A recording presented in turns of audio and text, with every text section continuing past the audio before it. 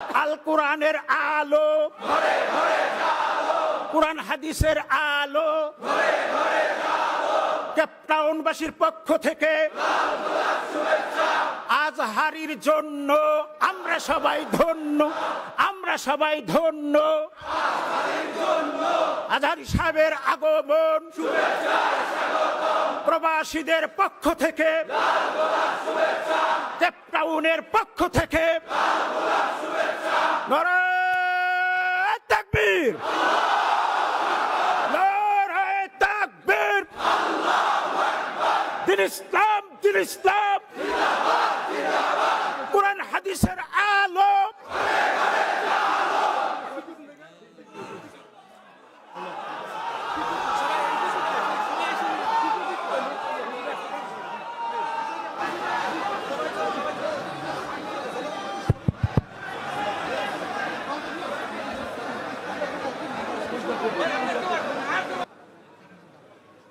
আসসালামু আলাইকুম ওয়া রাহমাতুল্লাহি তাআলা ওয়া বারাকাতুহু।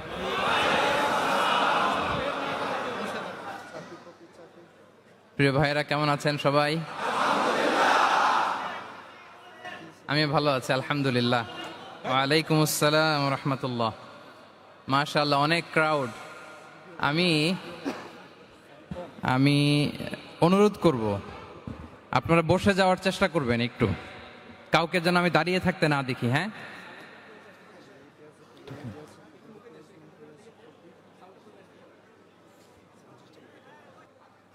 যদি একটু বাড়ানো যায়। Can you turn up the volume?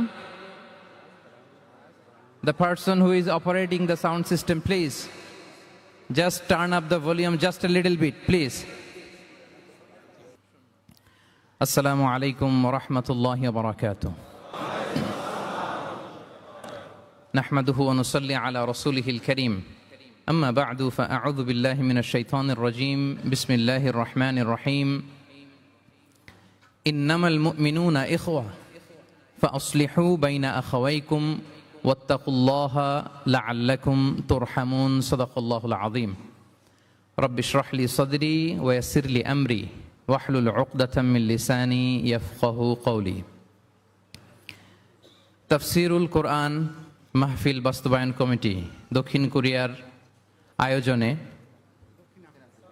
দক্ষিণ আফ্রিকার আয়োজনে, দক্ষিণ আফ্রিকার পর্যটন নগরী কেপ টাউনের এই মসজিদুল কুদসে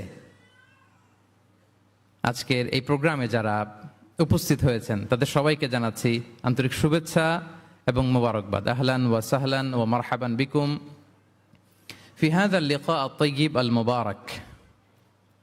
আমরা শুরুতেই আল্লাহ রাব্বুল ইজ্জা ওয়াল জালালের দরবারে শুকরিয়া জ্ঞাপন করছি, যিনি আমাদেরকে এই পৃথিবীর বুকে জান্নাতের বাগান তথা আল্লাহর ঘর মসজিদে, এই মসজিদুল কুদসে এশার সালাতের পরে কিছু দিনী কথাবার্তা শুনবার জন্য একত্রিত হওয়ার সুযোগ করে দিয়েছেন। আমরা সবাই একসাথে আওয়াজ করে পড়ছি কালিমাতে শুকর, আলহামদুলিল্লাহ।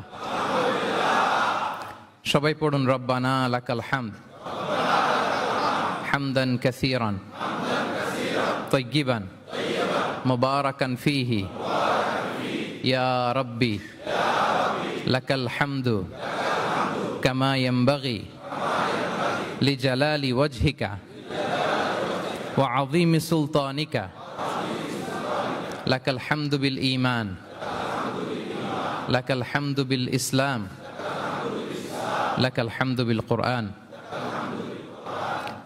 আমরা আল্লাহ রাব্বুল ইজ্জা ওয়াল জালালের দরবারে শুকরিয়া জ্ঞাপনের পরপরই আজকে এই প্রোগ্রামকে যারা বাস্তবায়ন করেছেন, অর্গানাইজার, তাদেরকে আমি অন্তরের অন্তঃস্থল থেকে শুভেচ্ছা এবং মোবারকবাদ জানাতে চাই।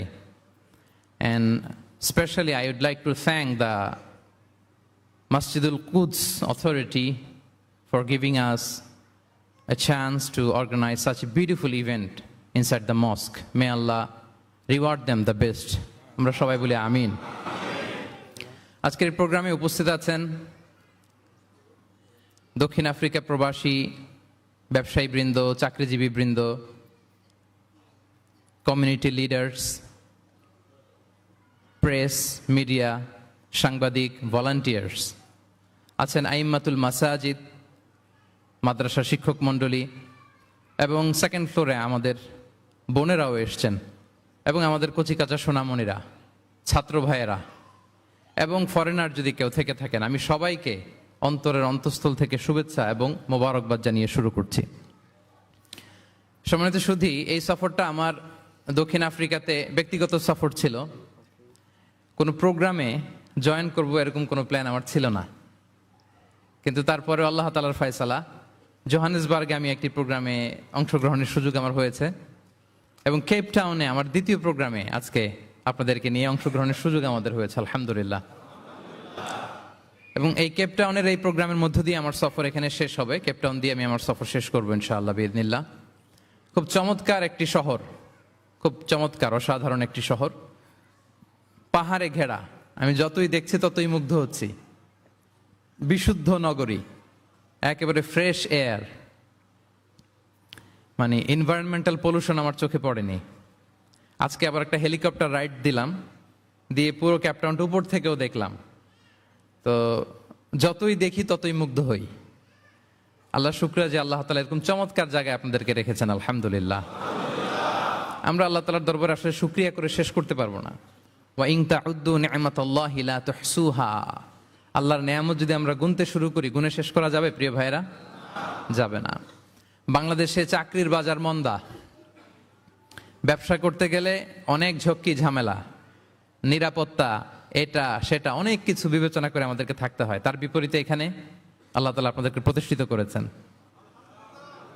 অনেকে এই দেশের ন্যাশনালিটি পেয়েছেন, সাউথ আফ্রিকান ন্যাশনালিটি পেয়েছেন। তারপর ব্যবসায় আপনারা ভালো করছেন, রিজিকের 10 ভাগের 9 ভাগ আল্লাহ ঢুকিয়ে দিয়েছেন ব্যবসার ভেতরে, আলহামদুলিল্লাহ। তো দেশে যারা স্ট্রাগল করছে তাদের তুলনায় তো আমরা অনেক ভালো, কি বলেন? আপনাদের কোনো কমপ্লেন নাই তো? সব সময় কি বলবেন? আলহামদুলিল্লাহ বললে আল্লাহ তাআলা নেয়ামত আরো বাড়িয়ে দিবে, বাড়িয়ে দিবে। আমি প্রাণ ভরে আপনাদের জন্য দোয়া করি, আল্লাহ তাআলা আপনাদের রিজিকে বারাকা দান করুক, আল্লাহ তাআলা আপনাদের স্বাস্থ্যে বারাকা দান করুক, আপনাদের কর্ম প্রচেষ্টা, আপনাদের অ্যাক্টিভিটি, আপনাদের এঙ্গেজমেন্ট আল্লাহ তাআলা বারাকা দান করুক। আমাদের প্রিয় মাতৃভূমি বাংলাদেশ খুব সেনসিটিভ অ্যান্ড ক্রুশাল একটা টাইম পার করছে। আমরা আমাদের প্রিয় মাতৃভূমির জন্য আজকের কেপ টাউনের বাইতুল কুদস মসজিদ থেকে, মসজিদুল কুদস থেকে দোয়া করি, আল্লাহ তাআলা আমার প্রিয় মাতৃভূমি বাংলাদেশকে হেফাজত করুক। যেটাতে আমার দেশের কল্যাণ, যেটাতে আমার দশের কল্যাণ, আল্লাহ তাআলা সেই ফয়সালা করুক। সম্মানিত সুধী, আর কাল বিলম্ব না করে আমি আমার মূল আলোচনায় যাচ্ছি। সাংবাদিক ভাইরা ছাড়া কেউ মোবাইল ব্যবহার করবেন না। যারা জার্নালিস্ট শুধু তারাই মোবাইল ব্যবহার করবেন। পেছনে আমি বলার পরে ওই যে কিছু ভাইরা মোবাইল ধরে ধরে ভিডিও করতেছেন, এটাই লাস্ট অ্যানাউন্সমেন্ট। এই মোবাইল ইস্যু নিয়ে আর কথা বলবো না। মেহেরবানি করে মোবাইল ব্যবহার করবেন না, আর কাউকে করতে দেখলে তাকে স্টপ করাবেন। সম্মানিত সুধী, আমি সূরাত আল হুজরাতের 10 নম্বর আয়াত তেলাওয়াত করেছি, যেখানে আল্লাহ তাআলা আমাদের ভ্রাতৃত্বের গুরুত্ব নিয়ে আলোকপাত করেছেন। আমি মূল আলোচনায় যাচ্ছি এবং আমি সবাইকে রিকোয়েস্ট করব যে নিয়তটাকে খালেস করে একমাত্র আল্লাহ তাআলার সন্তুষ্টির জন্য 1 ঘন্টা আমরা একটু স্যাক্রিফাইস করি। কতভাবে কত জায়গাতে আমাদের সময় চলে যায়। হতে পারে এই 1 ঘন্টার আলোচনা তো কারোর জন্য এটা নাজাতের ওয়াসিলা হয়ে যেতে পারে। জি, আপনারা এখন যেমনি চুপচাপ নীরব, শেষ পর্যন্ত এরকম চুপচাপ নীরব থাকবেন তো? আর বিরক্ত হলে আমাকে বলবেন যে হুজুর আর না, তাহলে আমিও বেঁচে যাই। জি, মাশাআল্লাহ, তাবারাকাল্লাহ। আল্লাহ তাআলা আমাদের আশাকে, বসাকে, এই আয়োজনকে কবুল করুক। আমরা এখানে যেমনি একত্রিত হলাম, আমরা আল্লাহর জান্নাতেও যেন এমনি একত্রিত হতে পারি। আল্লাহ তৌফিক দান করুক। প্রিয় ভাইয়েরা, সূরাতুল হুজরাতের 10 নম্বর আয়াতে আল্লাহ তাআলা বলছেন, ইন্নামাল মুমিনুনা ইখওয়া। আল্লাহ বলেন বিশ্বাসীরা ভাই ভাই, মুমিনরা ভাই ভাই। আমরা মুমিনরা কি? ভাই ভাই। এটা ফিল হয়? হ্যাঁ, এটা ফিল করতে হবে, শুধু মুখে বললে হবে না। আমরা কিন্তু ভাই ভাই, we are brothers, brothers in Islam. ইন্নামাল মুমিনুনা ইখওয়া, বিশ্বাসীরা ভাই ভাই। ফাআসলিহু বাইনা আখাওয়াইকুম। আর এই ভ্রাতৃত্বের মধ্যে যদি কখনো টানাপোড়েন হয়, বোঝাপড়ায় সমস্যা হয়, বিরোধ হয়, তাহলে মিলমিশ করে দিও, তোমরা সেটা আপোষে মীমাংসা করে দিও। আদেশটা কার? আওয়াজ করে বলুন না, আদেশটা কার? বিশ্বাসীরা ভাই ভাই, এই ভ্রাতৃত্বের বন্ধনে যদি কখনো বোঝাপড়ায় ঝামেলা হয়, বিরোধ হয়, বিবাদ হয়, আপোষে মীমাংসা করে দিও, মিলে যেও। আর ওয়াত্তাকুল্লাহ, আল্লাহকে ভয় করো, লাআল্লাকুম তুরহামুন, তাহলে তোমরা অনুগ্রহ প্রাপ্ত হবে। এই আয়াতটাকে ঘিরে কিছু বার্তা আজকে এই ক্যাপটাউনের এই প্রোগ্রামে আমি শেয়ার করবো ইনশাআল্লাহ। তাহলে প্রথম মেসেজ হচ্ছে আমরা ভাই ভাই, উই অল আর ব্রাদার্স। মুমিনরা ভাই ভাই, আওয়াজ করে বলুন, মুমিনরা আমরা ভাই ভাই। পৃথিবীতে ভ্রাতৃত্ব, ব্রাদারহুড, এটা অনেক ধরনের। এক নম্বর ভ্রাতৃত্ব হচ্ছে আল উখুয়া আল ইনসানিয়া, মানবিক দিক থেকে ভাই। যারাই মানুষ তারাই ভাই, কারণ আমাদের আদি পিতার নাম, আদিমাতা Adam and Eve. We came from the very same source, same origin. একটা জায়গা থেকে আসছে। সবার বাপ যদি একজন হয়, সবার মা যদি একজন হয়, তো আমরা সবাই কি? সুবহানাল্লাহ পড়বেন না? তাহলে ভ্রাতৃত্বের একটা রূপ হচ্ছে আল উখুয়া আল ইনসানিয়া, মানবিক দিক থেকে ভাই। সেই হিসেবে হিন্দু আমার ভাই, খ্রিস্টানও আমার ভাই, বৌদ্ধ আমার ভাই, নাস্তিক আস্তিক সবাই আমার ভাই। এটা হলো ভ্রাতৃত্বের একটা ধরন। ভ্রাতৃত্বের আরেকটা ধরন হচ্ছে আল উখুয়া আন নাসাবিয়া, বংশীয় ভাই, বংশের সম্পর্ক বা রক্তের সম্পর্ক। যেমন আমার চাচাতো ভাই, খালাতো ভাই, আরো ক্লোজে গেলে আমার আপন ভাই, মায়ের পেটের ভাই, এক রক্তের ভাই, ঠিক কিনা বলেন? এটা গেল 2 নাম্বার, এটা রক্তের সম্পর্ক। তাহলে একটা হচ্ছে মানবিক দিক থেকে সম্পর্ক ভাইয়ের, সবাই ভাই ভাই। আরেকটা হচ্ছে বংশীয় বা রক্তের সম্পর্ক, আমার সিবলিং, শাকিক, আমার আপন ভাই। 2টা গেল। 3 নাম্বার হচ্ছে আল উখুয়া আদ-দীনিয়া, দ্বীনি ভাই। আর আমরা এটা নিয়েই কথা বলছি, আল উখুয়া আদ-দীনিয়া। ইন্নামাল মুমিনুনা ইখওয়াতুন, মুফাসসিরিন ইকরাম বলেছেন ইয়ানি ইখওয়াতুন ফিদ-দীন। মুমিনরা ভাই ভাই হচ্ছে 3 নাম্বার সেন্সে, আমরা দ্বীনি ভাই। আমি আপনাদের কাউকে দেখি নাই, আমাকে হয়তো সোশ্যাল মিডিয়ায় দেখেছেন, কিন্তু সরাসরি হয়তো দেখেন নাই। কিন্তু এই যে আমাদের ভ্রাতৃত্ব, এটা দ্বীনি ভ্রাতৃত্ব, দ্বীনি ভাই। আমরা কি ভাই? এবং ইন্টারেস্টিংলি এই দ্বীনি ভাই বা দ্বীনি ভ্রাতৃত্ব আগের 2টার চেয়েও মজবুত। কখনো কখনো এটা রক্তের সম্পর্ককেও ছাড়িয়ে যায়। সুবহানাল্লাহ পড়েন। বদরের যুদ্ধে এই পাশে কুরাইশরা মানে মুশরিকরা, এই পাশে মুমিনরা। এমনও হয়েছে রাসূল সাল্লাল্লাহু আলাইহি ওয়াসাল্লামের পক্ষে মুমিনদের ওখানে এক ভাই, আর আবু জাহেলের সাথে আরেক ভাই, দ্বন্দ্ব, সংঘাত। এই ভাই ওই ভাইকে হত্যা করেছে দ্বীনের কারণে। তার মানে দ্বীনি ভ্রাতৃত্ব এটা এত মজবুত, এটা মাঝে মাঝে রক্তের সম্পর্ককেও ছাড়িয়ে ছাপিয়ে উপরে উঠে যায়। আল্লাহু আকবার। তাহলে আমাদের সম্পর্কটা হচ্ছে এরকম মজবুত সম্পর্ক। প্রিয় ভাইরা, আমরা সবাই দ্বীনি ভাই। আওয়াজ করে বলুন, কি ভাই? এবং আমাদের দৃষ্টান্ত দিয়েছেন বিষ্ণু ইসলাম। তিনি বলেছেন তোমরা সবাই দ্বীনি ভাইয়েরা, সবাই মিলে এক দেহ এক প্রাণ। আওয়াজ করে বলুন, এক দেহ এক প্রাণ। শুধু মুখ দিয়ে বললেই হবে না, এটা ফিল করতে হবে। আমরা সবাই এক দেহ এক প্রাণ। বিষ্ণুই বলেন মাসালুল মুমিনিনা ফি তাওয়াদ্দিহিম ওয়া তারাহুমিহিম ওয়া তাআতুফিহিম মাসালুল জাসাদ। মুমিনদের ভালোবাসা সম্পর্ক, এটার দৃষ্টান্ত হচ্ছে, পারস্পরিক ভালোবাসা সম্পর্ক হচ্ছে কামাসালিল জাসাদ, এটা একটা দেহের মতো। আমরা সবাই মিলে এক দেহ। দেহের কোনো অঙ্গ যদি ইনজুর্ড হয়, সারা দেহ যেমনি কষ্ট পায়, বিশ্বের কোথাও আমার কোনো দ্বীনি ভাই যদি কষ্ট পায়, আমাদের প্রত্যেকের হৃদয়ের রক্তক্ষরণ ঘটে। চিল্লায় বলেন ঠিক কিনা? আপনার পা কেটে গেছে, এখন আমরা কি এরকম ভাবি যার পা গেছে তো কি হয়েছে, পাই না, কষ্ট পাবে, সারা দেহ তো ওকে। ব্যাপারটা কেমন? দেখবেন পা কেটে গেলে রাতে ঘুম আসে না, ওইটার ব্যথায় জ্বর চলে আসে, এরকম আছে না নাই? এই জন্য বিষ্ণু ইসলাম বলেছেন মাসালুল জাসাদ, একটা দেহ, দেহের এক অঙ্গ ইনজুর্ড হলে যেমনি সারা দেহ কষ্ট পায়, পুরো দেহটা রাত জেগে থাকে, জ্বর এসে যায়, তেমনি গোটা বিশ্বের কোনো প্রান্তে, কোনো জনপদে, কোনো এলাকায় কোনো মুসলিম ভাইয়ের যদি কষ্ট হয়, সেটা আমাদের হৃদয়ে যেয়ে লাগে। ঠিক কিনা বলেন? ফিলিস্তিনের ভাইয়েরা যদি কাঁদে, আমাদের ভালো লাগে? কাশ্মীরের ভাইরা যখন গৃহহীন হয়, আমরা এটা সহ্য করতে পারি? মিয়ানমারে আমার মুসলিম ভাইরা যখন নির্যাতিত হয়, আমরা কি এটা মেনে নেই? কারণ এক দেহ এক প্রাণ। আওয়াজ করে বলুন, এক দেহ এক প্রাণ। এক দেহ, এটা মনে রাখতে হবে, আমরা এক দেহ এক প্রাণ। এবং বিষ্ণু ঈসা ইসলাম বলেছেন যে আমাদের সম্পর্কটা হচ্ছে রোহামা উবাইনাহুম। এই যে এত বলার পর এরপরও ভিডিও করে মোবাইল দিয়ে, ভলান্টিয়াররা স্টপ করে দিবেন। এবং বিষ্ণু ঈসা ইসলাম এটাকে এত গুরুত্ব দিয়েছেন, আমরা যদি কোরআনের দিকে তাকাই, আল্লাহ তাআলা বলেছেন আমাদের সম্পর্কটা হচ্ছে রোহামা উবাইনাহুম।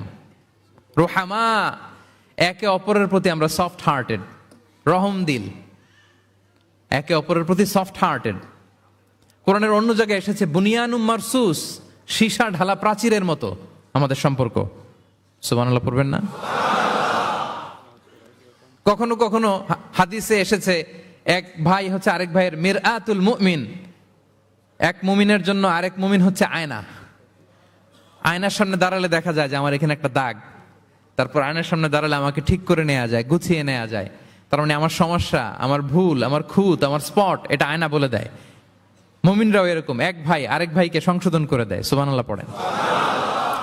এবং কোরআন কখনো কখনো আমাদেরকে বলেছে যে ওয়ায়ুসিরুনা আলা আনফুসিহিম ওয়ালাউ কানা বিহিম খাসাসা, ভ্রাতৃত্বের সম্পর্কটা এমন হবে যে নিজের প্রয়োজনের চেয়েও মুমিন ভাই তার অন্য ভাইয়ের প্রয়োজনকে গুরুত্ব দিবে। পড়েন সুবহানাল্লাহ। আমার প্রয়োজন, তারপর আমি না নিয়ে আমার ভাইকে দিব। এরকম নিদর্শন আমাদের মধ্যে আছে না নাই? আপনারা ইয়ারমুকের যুদ্ধের নাম শুনেছেন, হিজরি 15 সালের কথা। বিষ্ণু ঈসা ইসলামের ইন্তেকালের 4-5 বছর পরের ঘটনা। ওমরে ফারুক রাদিয়াল্লাহু তাআলা আনহু, উনি হচ্ছেন তখন আমাদের খলিফা, the second caliph of Islam, আমিরুল মুমিনিন, খলিফাতুল মুসলিমিন। তো ইয়ারমুকের যুদ্ধে আল্লাহ তাআলা আমাদেরকে বিজয় দান করেছিলেন। কিন্তু এমনি এমনি বিজয় আসে নাই, এমনি এমনি আসে নাই। একের পর এক সাহাবারা আহত হয়েছেন, নিহত হয়েছেন, মানে শহীদ হয়েছেন। এবং যুদ্ধের এক পর্যায়ে এমন হয়েছে, খাবারের অভাবে, পানির অভাবে সাহাবারা ছটফট করছিলেন, এক ফোঁটা পানি নাই, রুহু বেরোয় যায়, পানি পানি বলে চিৎকার করছেন। তৃষ্ণায় যখন কাতর, ওই সাহাবীর কাছে পানি নিয়ে আসা হলো, মশক দিয়ে পানি নিয়ে আসা হলো, সামান্য কিছু পানি, যে নেন। তো উনি যখন পানি খাবেন, দেখতে পেলেন যে পাশে আরেক ভাই চিৎকার করে পানি পানি, এক ফোঁটা পানি দাও, চিৎকার করছে। ওই সাহাবী বলতেছেন আমার দরকার নেই, আমার ভাইকে নিয়ে আগে দাও, আমি পরে খাবো। আল্লাহ। ওই দ্বিতীয় সাহাবীর কাছে যাওয়া হলো এই মশক নিয়ে, যে আপনি একটু পানি খেয়ে তার হৃদয়টাকে শান্ত করেন, ঠান্ডা করেন। তিনি যখন পানি মুখে নিতে যাবেন, পাশে আরেক ভাই চিৎকার করছে পানি পানি, এক ফোঁটা পানি দাও। ওই সাহাবী বললেন আমাকে না, আমার ভাইকে দাও, আমার আগে আমার ভাইকে দাও। ওই সাহাবার কাছে নিয়ে যাওয়া হলো যে আপনি আগে খান। ওই সাহাবীর কাছে পানির মশক নিয়ে যেতে যেতেই উনি শহীদ হয়ে গেলেন। আবার মশক নিয়ে দ্বিতীয় সাহাবীর কাছে আসতে না আসতে দ্বিতীয় সাহাবীও শহীদ হয়ে গেলেন। প্রথম যিনি চিৎকার করছিলেন তার কাছে আবার মশক নিয়ে যেতে না যেতে তিনিও শহীদ হয়ে গেলেন। সুবহানাল্লাহ পড়বেন না? ওয়ায়ুসিরুনা আলা আনফুসিহিম ওয়ালাউ কানা বিহিম খাসাসা, নিজেদের প্রয়োজন থাকা সত্ত্বেও মুমিনরা তার অন্য ভাইয়ের প্রয়োজনকে প্রাধান্য দেয়। আল্লাহু আকবার। এই হচ্ছে আমাদের ভ্রাতৃত্বের দৃষ্টান্ত। তাহলে প্রথম মেসেজ হচ্ছে মুমিনরা ভাই ভাই, মুমিনরা, আর আমাদের দৃষ্টান্ত হচ্ছে এক দেহ এক প্রাণ। আওয়াজ করে, এক দেহ এক প্রাণ। আর আমরা যদি কখনো বিবাদে জড়াই, আমরা এটাকে সংশোধন করে দেব, আপোষে মিলমিশ করে দেব। কি বলেন? নাকি আরো লাগাই দিবেন? ঝগড়া লাগছে, আর একটু লাগাই দেই। হ্যাঁ, আচ্ছা বলেন তো, আগুন লাগলে আপনারা কি দিয়ে নিভান? ওইখানে যদি কেউ তেল ঢেলে দেয়, এই কাজ করবেন? মিলিয়ে দিব আমরা, পারা যাবে তো? প্রিয় ভাইয়েরা, ইউনিটির কোনো বিকল্প নাই, সংঘবদ্ধ থাকার বিকল্প নাই, সুসম্পর্কের কোনো বিকল্প নাই। আজকে যদি আপনি সমাজের দিকে তাকান, দেখবেন আমাদের সম্পর্কগুলো নষ্ট হয়ে যাচ্ছে পারস্পরিক। বাবার সাথে ছেলের সম্পর্ক ভালো না, বৌমার সাথে শাশুড়ির সম্পর্ক ভালো না, ভাইয়ের সাথে ভাইয়ের সম্পর্ক ভালো না, মামাকে দেখলে ভাগিনা সালাম দেয় না, আছে না নাই?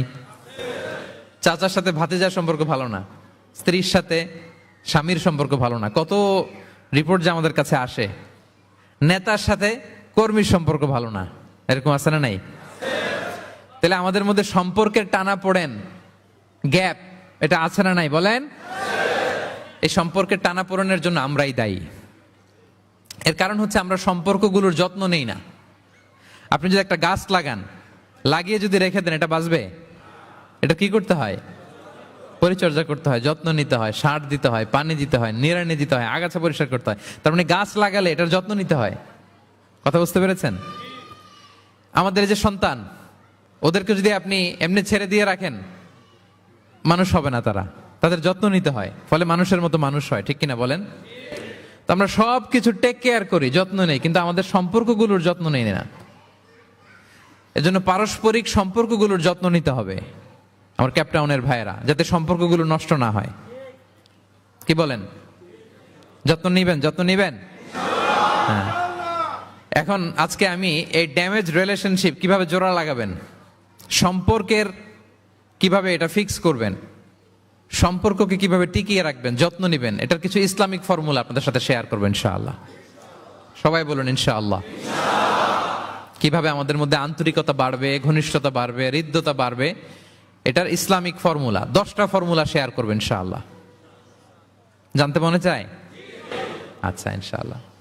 তাহলে শুরু করছি, কি করে আমরা আমাদের সম্পর্কগুলোর যত্ন নিব, কি করে আমাদের পারস্পরিক হৃদ্যতা, ভালোবাসা, আন্তরিকতা বাড়াবো, এ ব্যাপারে কোরআন এবং সুন্নাহ আমাদেরকে কি বলে। 1 নম্বরে, প্রিয় ভাইরা, 1 নম্বরে কোরআন আমাদেরকে আমাদের পারস্পরিক হৃদ্যতা, ভালোবাসা বাড়ানোর জন্য যে গাইডলাইন দেয় সেটা হচ্ছে দেখা হলেই সালাম দাও। দেখা হলেই কি? সালাম। সালাম দিলে সম্পর্ক বাড়ে। আলহামদুলিল্লাহ পড়বেন না? কোরআন বলছে ফাইদা দাখালতুম বুয়ুতান ফাসাল্লিমু আলা আনফুসিকুম তাহিয়াতাম মিন ইনদিল্লাহি মুবারাকাতান তাইয়্যিবা। তোমরা যখন ঘরে প্রবেশ করবে, তোমরা নিজেদেরকে সালাম দাও, মানে বলো আসসালামু আলাইকুম। এটা হচ্ছে তাহিয়াতাম মিন ইনদিল্লাহ, আল্লাহর পক্ষ থেকে অভিবাদন পদ্ধতি। এটা আল্লাহ শিখিয়েছেন। গ্রিটিংস আমরা তো বলি হ্যালো, হাই, তারপর গুড মর্নিং, গুড ইভিনিং, এগুলো বলি, কিন্তু আল্লাহ শিখিয়েছেন আসসালামু আলাইকুম। আদম আলাইহিস সালামকে যখন আল্লাহ তাআলা তৈরি করলেন, 60 হাত লম্বা করে বানালেন। কয় হাত? আপনি কয় হাত? আপনিও 60 হাত? আমাদের হাতে রাফলি 3.5 হাত। কিন্তু আদম আলাইহিস সালাম তিনি লম্বায় কত ছিলেন? তো আদম আলাইহিস সালাম যখন সৃষ্টি হলেন, তখন আল্লাহ তাআলা আদম আলাইহিস সালামকে বললেন, আদম তুমি সালাম দাও। কি দাও? ফেরেশতারা বসা ছিল, সাল্লিম আলা উলাইকান নাফার, সালাম দাও। ওই যে এই যে মোবাইল দিয়ে ভিডিও করে আল্লাহ তাআলা আদম আলাইহিস সালামকে বললেন সালাম দাও। আওয়াজ করে বলুন, কি দাও? হে আদম তুমি বলো আসসালামু আলাইকুম। আদম আলাইহিস সালাম বললেন আসসালামু আলাইকুম। তা আল্লাহ বললেন এটা তোমার এবং তোমার পরবর্তী পৃথিবীতে যারা আসবে তোমাদের অভিবাদন পদ্ধতি, গ্রিটিং, স্যালুটেশনস দেয়ার সিস্টেম। কেন বললেন? কারণ শয়তান অহংকারের কারণে বিতাড়িত হয়েছে। আল্লাহ চান যে আদম আলাইহিস সালাম যেন বিতাড়িত না হন। বিষ্ণু বলেন আল বাদিউ বিস সালামি বারিউম মিনাল কিবর, যে আগে আগে সালাম দেয় তার হৃদয় থেকে অহংকার টেনে ছেড়ে ফেলে দেয় কে? আগে সালাম দিবেন, আপনার হৃদয় অহংকার মুক্ত হয়ে যাবে। তা আল্লাহ তাআলা চাইলেন ইবলিশ যেই ভুল করেছে আদম যেন সেটা না করে, আদমের হৃদয় যেন আগে থেকে অহংকার মুক্ত থাকে। তাই সৃষ্টির পরে আল্লাহ তাআলা আদম আলাইহিস সালামকে বললেন, আদম তুমি সালাম দাও। পড়েন আল্লাহু আকবার। তাহলে পারস্পরিক ভালোবাসা, হৃদ্যতা বাড়ানোর 1 নম্বর পদ্ধতি হচ্ছে সালাম। 1 নম্বর পদ্ধতি কি? আগে দিবেন না পরে? অনেকে বসে থাকে যে আমার আগে দেখ। আমি তো বাইরে দেখলাম খুব ঠান্ডা, কিন্তু এখানে এত ক্রাউড, এখন তো ঘামতেছি রীতিমতো। থাক প্রিয় ভাইয়েরা, অসুবিধা নেই, থাক। আগে দিবেন না পরে? বাসায় যে এখন আসতে হয়ে গেছে সাউন্ড। হ্যাঁ আচ্ছা, ভাবিরাও উপরে আছে। দুই পক্ষে আমার ব্যালেন্স করে বলতে হবে। ভাবিরা ট্রাই করবেন, ভাবিরা যেন আগে দিতে পারেন, আর ভাইরা আপনারাও ট্রাই করবেন, আপনারা যেন আগে দিতে পারেন। সালাম নিয়ে আমরা কম্পিটিশন করব, কে কার আগে দিতে পারে, ঠিক কিনা? আমি আপনাদেরকে আবারও সালাম দিচ্ছি, আসসালামু আলাইকুম ওয়া রাহমাতুল্লাহ। তাহিয়াতাম মিন ইনদিল্লাহি মুবারাকাতান তাইয়্যিবা, আল্লাহর পক্ষ থেকে অভিবাদন, মুবারাকা বরকতময়, তাইয়্যিবা এটা পবিত্র বাণী। শান্তির বাণী। অনেকে বলে হুজুর ঘরে শান্তি নাই, ঘরে তো শান্তির বাণী তো আপনি ঢুকানি না, ঘরে আসবে কোত্থেকে? শান্তির পায়গাম তো ঢুকাতে হবে, আর শান্তির পায়গামের নাম হচ্ছে সালাম। শান্তির পায়গামের নাম কি? তাহলে ঘরে সালামের চর্চা। আপনি ভাবিকে দিবেন, ভাবি আপনাকে দিবে। আপনি বাচ্চাকে দিবেন, বাচ্চা আপনাকে দিবে। সবাই সবাইকে আগে দেওয়ার চেষ্টা করবো, নাকি বসে থাকবেন? পারবেন? ঠিক আছে। তাহলে পারস্পরিক সম্প্রীতি, হৃদ্যতা, ভালোবাসা বাড়ানোর 1 নম্বর ফর্মুলা হচ্ছে সালাম। 1 নম্বর ফর্মুলা। আমি কিন্তু জিজ্ঞেস করবো আবার শেষে, এজন্য কান দুটো খরগোশের কানের মতো খাড়া করে আমার দিকে তাকিয়ে থাকুন। 1 to 1, brain to brain. Mobile নাই, ভিডিও নাই, ক্যামেরা নাই, শুধু এভাবে চাতক পাখির মতো তাকিয়ে থাকেন, দেখবেন যে সিনা বা সিনা এলেম আসছে এভাবে, হৃদয় থেকে হৃদয়ে, নাকি মোবাইল থেকে মোবাইলে? এখন তো মোবাইল থেকে মোবাইলে এলম এসেছে, সিনা থেকে সিনা। 1 to 1, ব্রেন টু ব্রেন। তাহলে হৃদ্যতা, সম্পর্ক, ভালোবাসা এটা বাড়ানোর 1 নম্বর ইসলামী ফর্মুলা কি?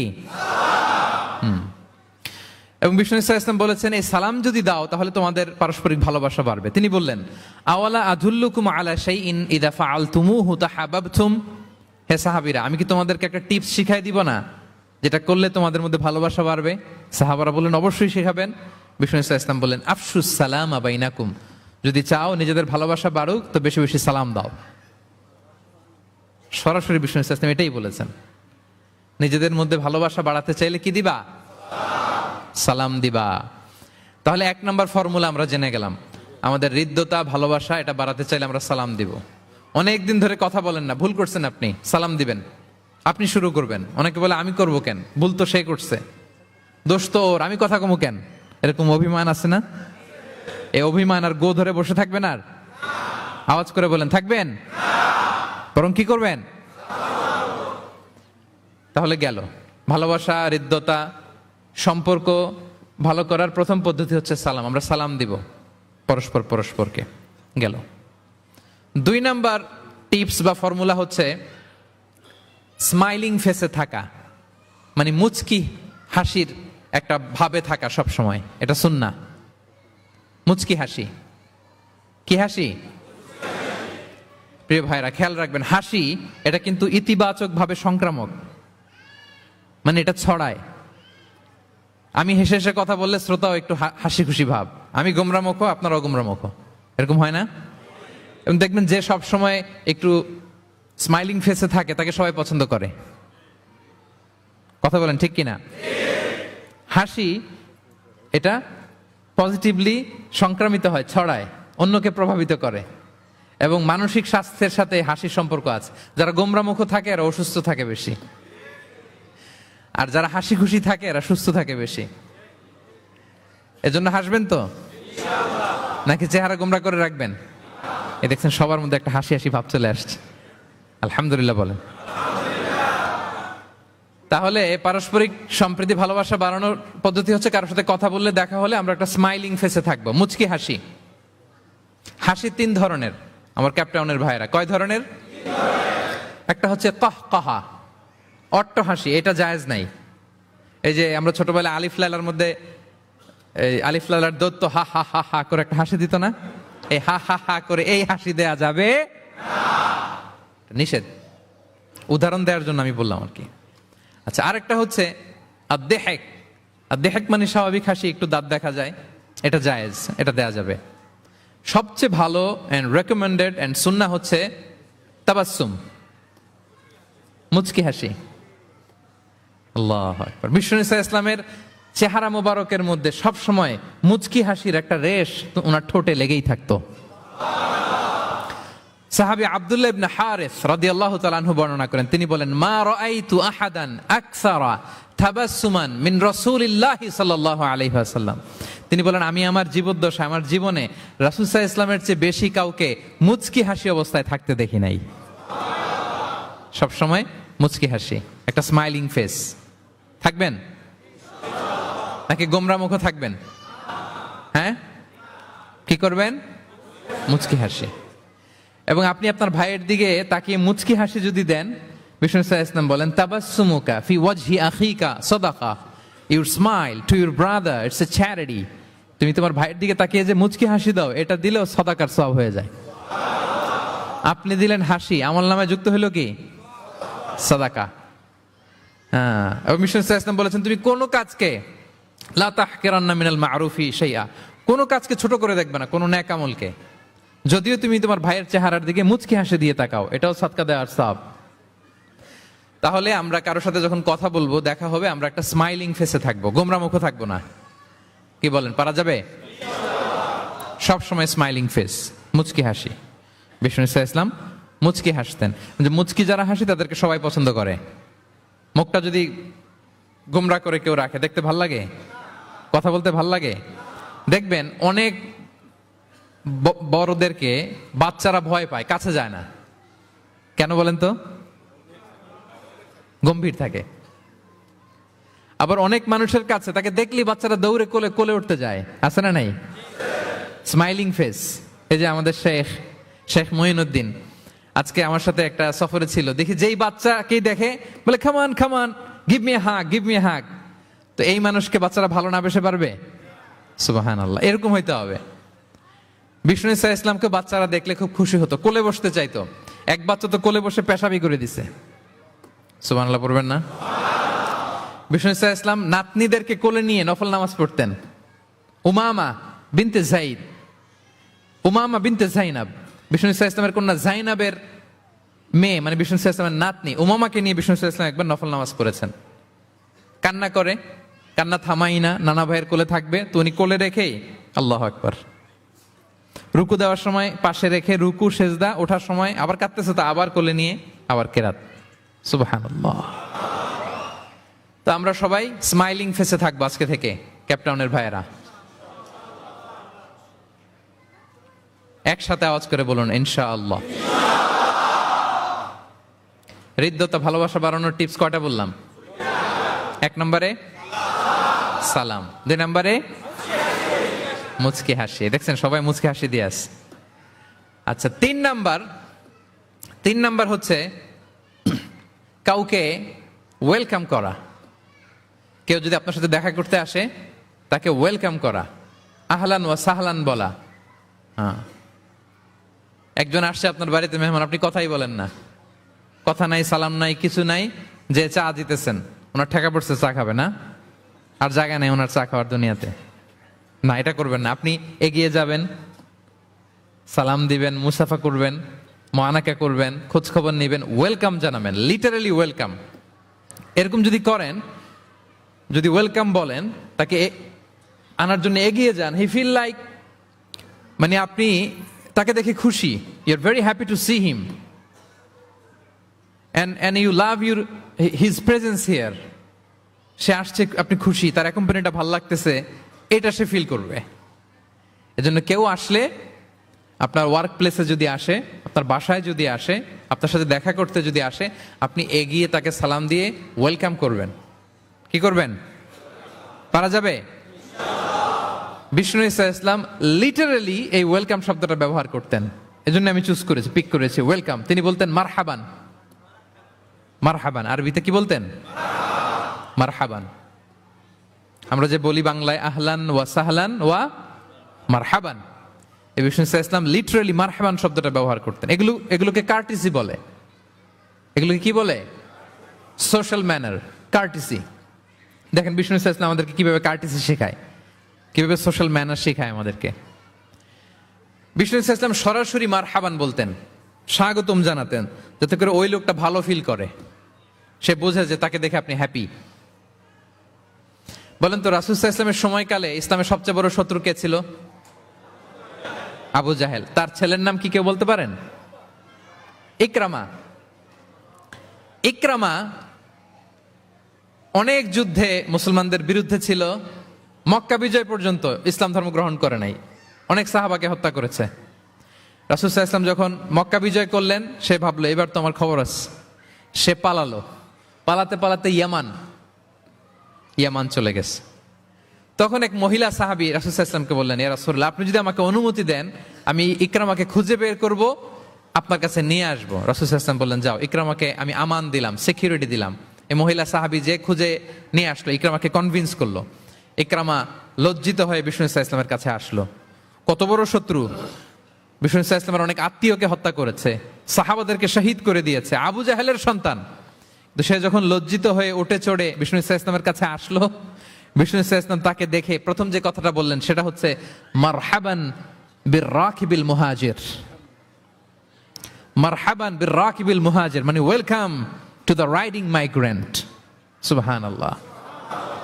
মানে হে ঘোর সাওয়ার মাইগ্রেন্ট হিজরতকারী ইকরামা, তোমাকে ইসলামে সুস্বাগতম। লিটারালি এই শব্দটা ব্যবহার করেছেন, মারহাবান। তাহলে বলেন তো, সে আশ্বস্ত হয়েছে না? শত্রু যদি আমান দেয়, এই দেশে ওই দেশ যুদ্ধ, ওই দেশ যদি বলে তোমার আমি মারবো না, আসো আমার এলাকায়, আমি যদি ঢুকি আমার একটা ভয় থাকবে না? বিদ্রোহ তো করতে পারে, কি বলেন? বিষ্ণু ইসা ইসলাম দেখা মাত্রই বললেন মারহাবান বির রাকিবিল মুহাজির, welcome to the riding migrant. সুবহানাল্লাহ। ওইখানেই দাঁড়িয়ে ইকরামা পড়ল আশহাদু আল্লা ইলাহা ইল্লাল্লাহ ওয়া আশহাদু আন্না মুহাম্মাদুর রাসূলুল্লাহ। শাহাদা পড়ে মুসলমান হয়ে গেল। তাহলে কারোর সাথে দেখা হলে তাকে ওয়েলকাম করতে হবে। আপনার মনে হতে পারে বিশেষ কারণে তাকে মারহাবান বলছে, এমনি হয়তো বিষ্ণু ইসা ইসলাম বলতো না ঘরে বাইরে, না, ইভেন ঘরে কাছের মানুষদেরকেও তিনি মারহাবা বলতেন। ইভেন ওনার মেয়ে ফাতেমা রাদিয়াল্লাহু তাআলা আনহা, নিজের মেয়ে, এর মারহাবা বলা দরকার আছে? এই ফাতেমা আসলেও বলতো মারহাবা। সুবহানাল্লাহ নাই? আম্মা জান আয়েশা রাদিয়াল্লাহু তাআলা আনহা বর্ণনা করেন যে একবার আমাদের বাসায় ফাতেমা আসলো, নবীর মেয়ে। আর ফাতেমার হাঁটাটা ছিল নবীর হাঁটার মতো। আমি হাদিস বলে আবার বাংলা বেশি বললে সময় লেগে যাবে। ফাতেমার হাঁটা ছিল নবীর হাঁটার মতো। ফাতেমা যখন আসলো, ফাতেমাকে দেখেই বিষ্ণু ইসা ইসলাম বললেন মারহাবান বিবনাতি, মারহাবান বিবনাতি, ওয়েলকাম টু মাই ডটার। হে আমার কন্যা ফাতেমা, তোমাকে ওয়েলকাম। আপনি আপনার মেয়েকে দেখে বলছেন কখনো? আপনার ছেলেকে বলেন, আপনার ওয়াইফকে বলেন মারহাবান, ওয়েলকাম, স্বাগতম? এমন হয় না যে আপনি রয়ে গেছেন কেপটাউনে, ভাবি বেড়াতে গেছে দেশে 2 মাসের জন্য, এরপর ভাবি আসলো, আপনি এয়ারপোর্টে ফুল নিয়ে দাঁড়িয়ে রইলেন, দেখা মাত্র কি বলবেন? Welcome to Cape Town. কি পারবেন না? ভাবিরা কিন্তু উপরতলায় বড্ড খুশি হয়ে যাচ্ছে, বলবেন। আবার ভাবিরাও অনেকদিন পরে আপনার হাজবেন্ডকে যখন পাবেন, আসবে, বলবেন ওয়েলকাম, তোমাকে সুস্বাগতম। পারা যাবে? রাসূল সাল্লাল্লাহু আলাইহি ওয়াসাল্লামের চাচাতো বোন নাম উম্মে হানি, আবু তালেবের কন্যা। বিদায় মক্কা বিজয়ের সময় রাসূল সাল্লাল্লাহু আলাইহি ওয়াসাল্লাম মক্কায় গোসল করতেছিলেন এক বাসায়। ফাতেমা রাদিয়াল্লাহু তাআলা আনহা একটা পর্দা টেনে দিলেন, উনি পানি ঢালতেছেন, গোসল করেন। হঠাৎ কে যেন ঘরে ঢুকলো। বিষ্ণু সাল্লাল্লাহু আলাইহি ওয়াসাল্লাম বললেন কে? ওনার কাজিন চাচাতো বোন উম্মে হানি বললেন আমি উম্মে হানি। বিষ্ণু সাল্লাল্লাহু আলাইহি ওয়াসাল্লাম পর্দার এপাশ থেকে গোসল করতেছে, উনি বলতেছেন মারহাবান বি Umme Hani, welcome, welcome Umme Hani to my house. আল্লাহু আকবার। এবং ফরেন যত ডেলিগেশন আসতো, বিদেশি প্রতিনিধি, তাদের প্রত্যেককে বিষ্ণু সাল্লাল্লাহু আলাইহি ওয়াসাল্লাম বলতেন মারহাবান বিল কওম ও মারহাবান বিল ওয়াফদি গায়রা খাযায়া ওয়ালা নাদামা। যত ডেলিগেশন আসতো এদেরকে বলতেন welcome, welcome to Madina city, আসেন, ওয়েলকাম। তাহলে প্রিয় ভাইরা, আমাদের পারস্পরিক সম্পর্ক, হৃদ্যতা, ভালোবাসা বাড়ানোর 3 নম্বর ফর্মুলা হচ্ছে কেউ আমার বাসায় আসলে, কেউ আমার অফিসে আসলে, কেউ আমার সাথে দেখা করতে আসলে আমি তাকে ওয়েলকাম করব। কি করব? মনে থাকবে তো? কয়টা গেল? 1 নাম্বার কি ছিল?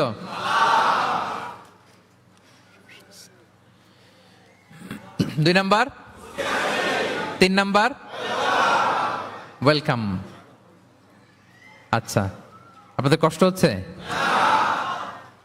4 নাম্বার হচ্ছে ভালোবাসা হৃদ্যতা বাড়ানোর 4 নাম্বার পদ্ধতি হচ্ছে কারো কোনো ভালো গুণ দেখলে ওটা অ্যাপ্রিসিয়েট করা। যদি আমার বিপক্ষ দলের কেউ ভালো কিছু করে, আমরা ওইটাও বলতে চাই না, এরকম আছে না নাই? কারণ আমার দল করে না, তো বলতে চায় না, তাই না? কেন বলে না? আমার দল করে না। এদেরকে বলে দলান্ধ। ভালো একটা কাজ করছে, আমার মতের না, মতান্ধ, এটা অ্যাপ্রিসিয়েট করে না। এটা ভুল, এটা আপনি সুন্নাহ ব্রেক করছেন। সুন্নাহ হচ্ছে যে দলের হোক, যে মতের হোক, এমনকি ভিন্ন ধর্মী হোক, ভালো করলে এটা ক্রেডিট দিতে হবে, ভালো করলে অ্যাপ্রিসিয়েট করতে হবে, কমপ্লিমেন্ট দিতে হবে। আমরা অন্যের ভালো কাজের স্বীকৃতি দিতে চাই না, কার্পণ্য করি, ক্রেডিট দিতে চাই না, প্রশংসা করি না। আমরা গুণমুগ্ধ হই কিন্তু গুণগ্রাহী হতে চাই না। কারো একটা ভালো গুণ দেখে আমি ভিতরে ভিতরেও এত সুন্দর, কিন্তু বলি না, প্রকাশ করি না। এটা ঠিক না। সুন্নাহ হচ্ছে কারো ভালো কোনো গুণ দেখলে এটা প্রকাশ করা, এপ্রিসিয়েট করা। কি করা? এপ্রিসিয়েট করা। কারো ভালো গুণ দেখলে এপ্রিসিয়েট করবেন যাতে সে উৎসাহিত হয়। বিষ্ণু ইসলাম করতেন। বিষ্ণু ইসলাম একবার এক হাদিসে 7 জন সাহাবীর 7টা গুণের কথা বলেছেন, মানে তাদেরকে এপ্রিসিয়েট করেছেন। এক হাদিসে 7 জন। কয়জন? তিনি বলেন আরহামু উম্মতি বি উম্মতি আবু বকর। আবু বকরের সামনে বলতেছে, আমার এই উম্মতের মধ্যে সবচাইতে সফট হার্টেড পারসন হচ্ছে আবু বকর। নরম দিল, নরম দিল। কি দিল? বিষ্ণু ইসলাম যখন ইন্তেকাল করলেন, ওনাকে খলিফা বানানো হলো। তো খলিফাই তো ইমাম মসজিদে নববীর। নামাজের সময় হয়েছে, উনি দাঁড়াইছেন। একামত হয়েছে, উনি কান্নার চোটে কেরাতি পড়তে পারে না। কেন? কারণ উনি ভাবতেছে কাইফা আকুমু মাকামা রাসূলিল্লাহ, আমি কিভাবে নবীর জায়গায় দাঁড়িয়ে ইমামতি করব। গতকাল তো এখানে নবী দাঁড়িয়ে ইমামতি করেছে, আমি নবীর জায়গায় ইমাম হব কিভাবে? এই ভাবনা থেকে উনি কাঁদতে কাঁদতে ওনার তেলাওয়াতই শুনতো না। পিছনে কমপ্লেন আসছে পরে যে ওনার তেলাওয়াত আমরা শুনতে পাই না। আরহামু উম্মতি বি উম্মতি আবু বকর। এরপর বিষ্ণু বললেন ও আসাদ্দুহুম ফি আমরিল্লাহি উমর, আর আল্লাহর দিন বাস্তবায়নে সবচাইতে কঠোর হচ্ছে ওমরে ফারুক। সবচাইতে কঠোর, সবচাইতে কঠোর। বিষ্ণু বলেন ওমর, তুমি যদি কোনো রাস্তা দিয়ে হাঁটো, শয়তান যদি দেখে, শয়তান ওই রাস্তা রেখে দিয়ে অন্য রাস্তা দিয়ে হাঁটে। আবার বিষ্ণু বলেন আমার পরে কোনো নবী নাই, লা নাবিয়্যা বা'দি ওয়ালা রাসূল, আমার পরে কোনো নবী নাই, রাসূলও নাই। তবে লাউ কানা বা'দি নাবিয়্যুন লাকানা ওমর, আমার পরে নবী হওয়ার যোগ্যতা যদি কারো থাকে, আমার সাহাবী ওমরের সেই যোগ্যতা আছে। প্রভু তুমি বলেছ রাসূল দেবে না, বলনি দেবে না ওমর, বলনি দেবে না হামজা তারিক, খালিদ বিজয় সমর।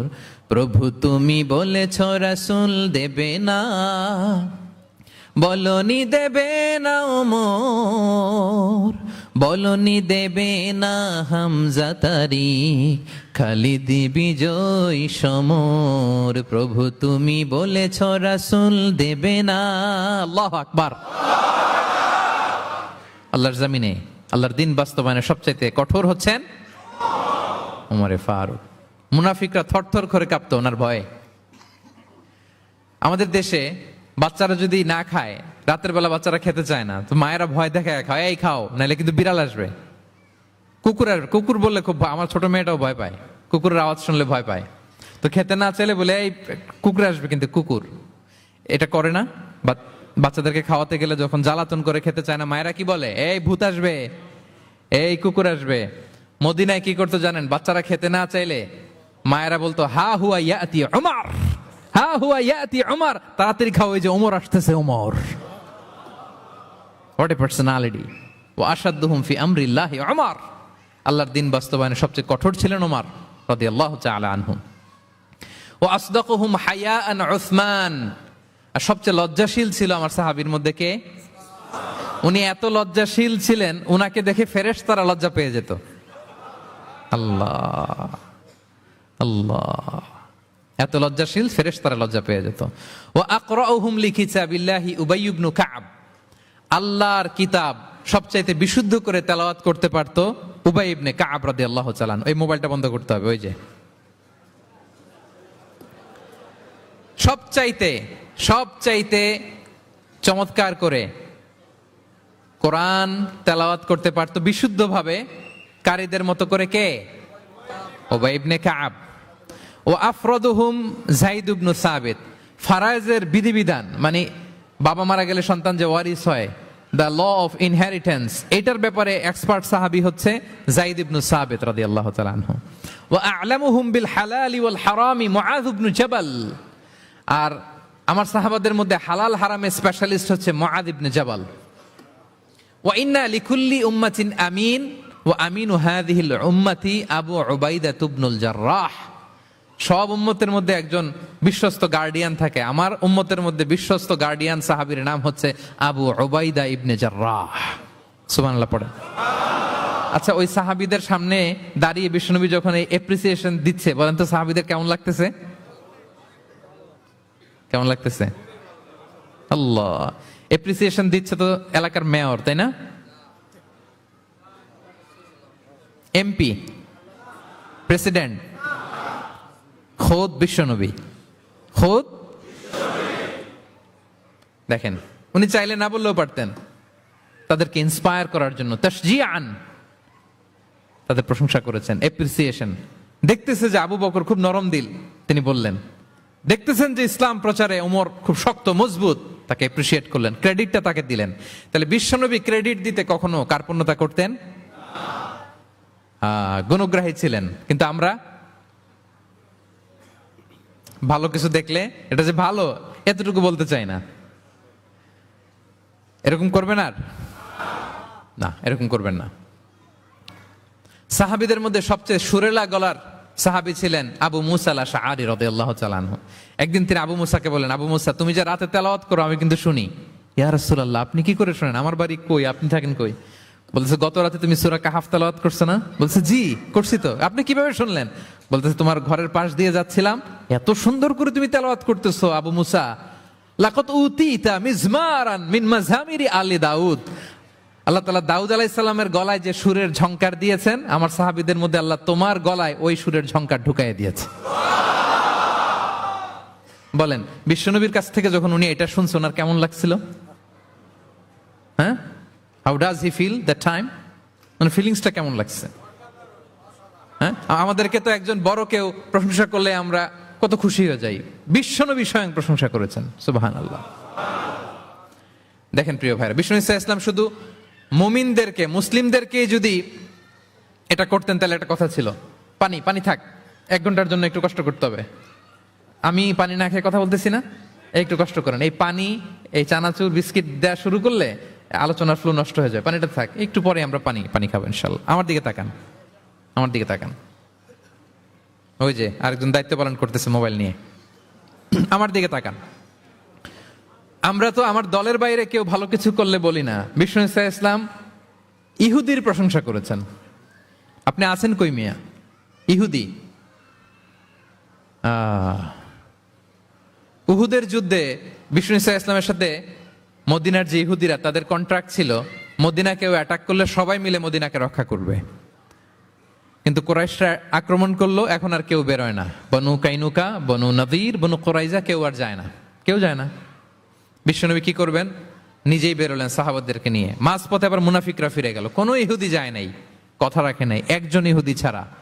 তার নাম মুখাইরিক। তার নাম কি? মুখাইরিক। অন্য ইহুদিদেরকে বলতেছে, এই ইহুদিরা, তোমরা না মুহাম্মাদের সাথে চুক্তি করেছো মদিনায় অ্যাটাক হলে সবাই মদিনাকে সেভ করবা, তোমরা যাও আর না যাও, আমি যাব, আমি আমার কথা রাখবো, আমার কথার দাম আছে। এবং সে বলল, আমি যদি এই যুদ্ধে নিহত হই আমার সম্পদের মালিক হয়ে যাবে মুহাম্মদ, আমার কোনো ছেলে মেয়ে পাবে না। মুখাইরিক বীর দর্পে ঘোড়া হাঁকিয়ে উহুদের ময়দানে যুদ্ধে গেল মুহাম্মদ সাল্লাল্লাহু আলাইহি ওয়াসাল্লামের পক্ষে, কুরাইশদের বিপক্ষে। বীর দর্পে যুদ্ধ করতে করতে সে নিহত হলো। যুদ্ধ শেষে শহীদ সাহাবাদের লাশ যখন বিষ্ণু সাল্লাল্লাহু আলাইহি ওয়াসাল্লামের সাথে আনা হলো, কাছে আনা হলো, মুখাইরিকের লাশও আনা হলো। মুখাইরিক তো মুমিন ছিল না, কি ছিল? সাহাবারা বলে, ইয়া রাসূলুল্লাহ, মুখাইরিক আপনার পক্ষে লড়াই করে নিহত হয়েছে। বিষ্ণু সাল্লাল্লাহু আলাইহি ওয়াসাল্লাম অনেকক্ষণ মুখাইরিকের দিকে তাকিয়ে রইলেন আর বললেন, মুখাইরিক খায়রু ইয়াহুদ, Mukhairiq is the best of the Jewish. ইহুদিদের মধ্যে সর্বশ্রেষ্ঠ জুইশ হচ্ছে মুখাইরিক। পড়েন আল্লাহু আকবার। Appreciation, giving credit to others. Mukhairiq হচ্ছে the best of the Jewish, জুইশদের মধ্যে সবচেয়ে শ্রেষ্ঠ মানুষ হচ্ছে মুখাইরিক। সে কথা রেখেছে। চিন্তা করেন, অমুসলিম, ইহুদি, তারপরেও তার যে ভালো গুণ এটা স্বীকার করতে বিশ্বনবী কার্পণ্যবোধ করেন? ক্রেডিট দিতে কোনো দেরি করেন? তাহলে এই যে অ্যাডমায়ার করি না আমরা, কাউকে প্রেজ করি না, প্রশংসা করি না, এটা বাজে অভ্যাস। এটা থেকে আমাদের বেরিয়ে আসতে, ভালো করলে ভালোকে ভালো বলবেন, সাদাকে কালোকে ভালোকে, মন্দকে বলবেন, এপ্রিসিয়েট করবেন। আপনার ছেলে একটা ভালো কাজ করেছে, এপ্রিসিয়েট করেন, বলেন যে মাশাআল্লাহ তুমি সুন্দর কাজ করছো। একটা সূরা মুখস্থ করছে, ঠিক আছে তোমাকে বাইরে আউটিং এ নিয়ে যাব, ওখানে আমরা ডাইনিং করব। হ্যাঁ, ভাবি সুন্দর করে একটা কিছু রান্না করছে, এপ্রিসিয়েট করবেন। আজকে কি সব ভাবির পক্ষে হয়ে যাচ্ছে নাকি ভাবিদের পক্ষে? ঘুরে ফিরে ভাবিদের পক্ষে চলে যাচ্ছে কথাবার্তা বেশি।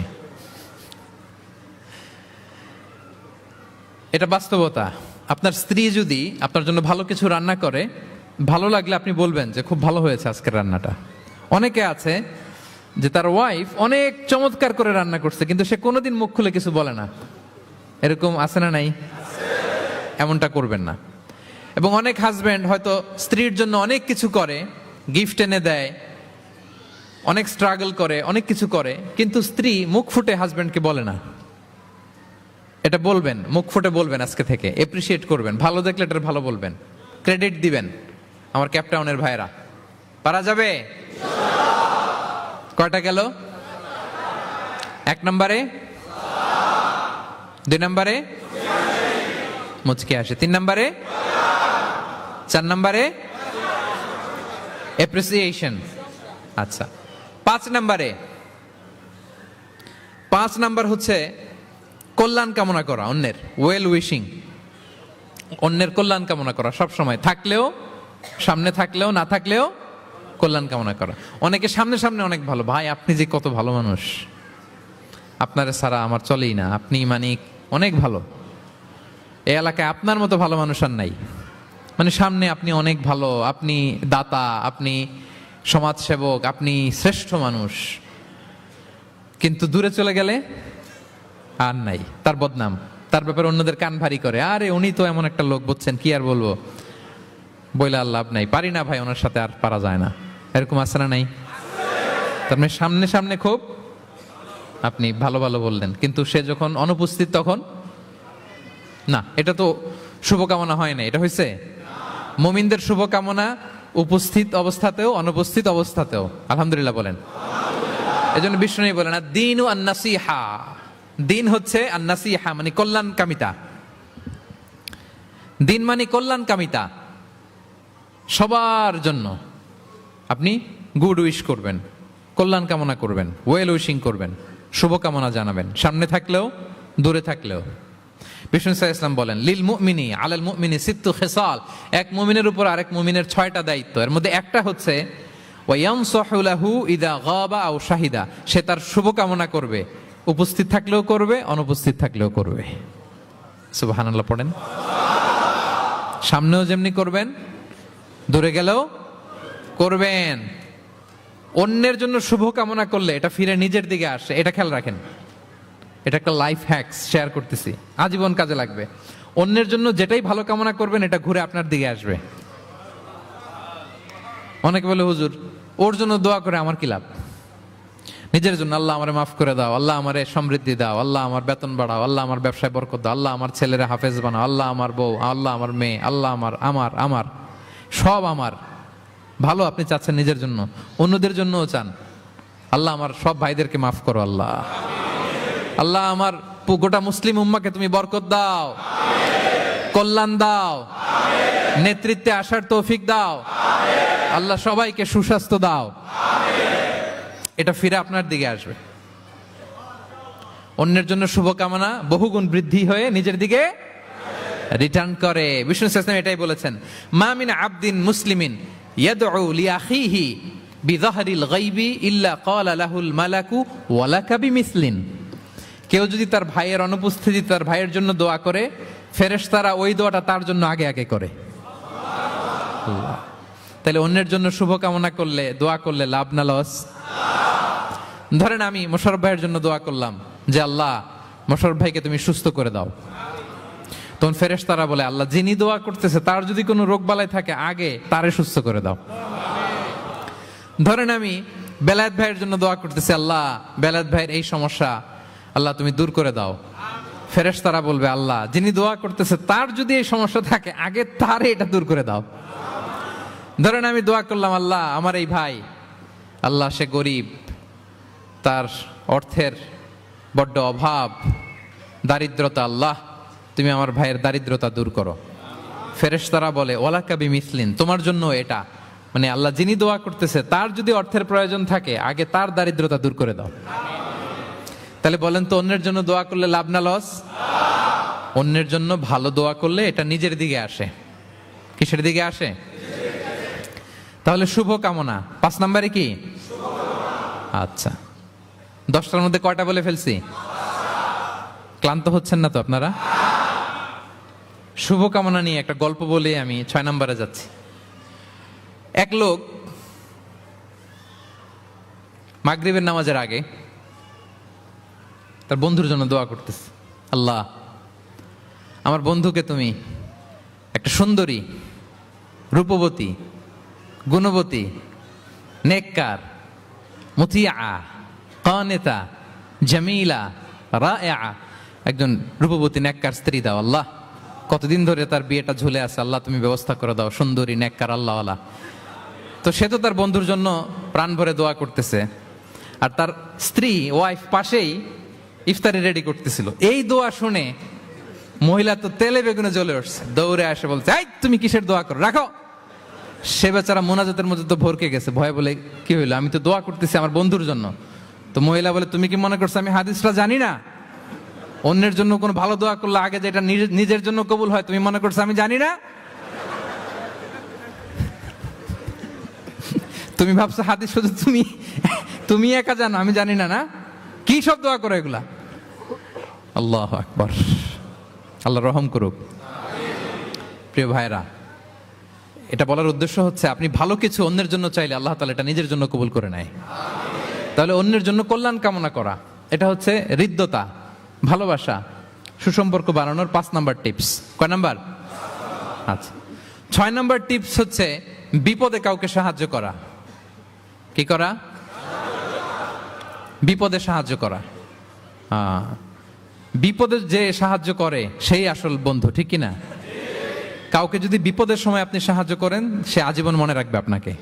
সে যদি কৃতজ্ঞ মানুষ হয়, ভালো মানুষ হয়, আজীবন আপনাকে মনে রাখবে, কখনো ভুলবে না। এবং বিষ্ণু ইসলাম বলেন, ওয়াল্লাহু ফি আউনিল আবদি মা দামাল আবদু ফি আউনি আখি। আল্লাহ তাআলা ততক্ষণ পর্যন্ত বান্দার সাহায্যে থাকে যতক্ষণ বান্দা তার ভাইয়ের সাহায্যে থাকে। তাহলে আপনি যদি আল্লাহর সাহায্য চান, আপনার কি করতে হবে বলেন তো?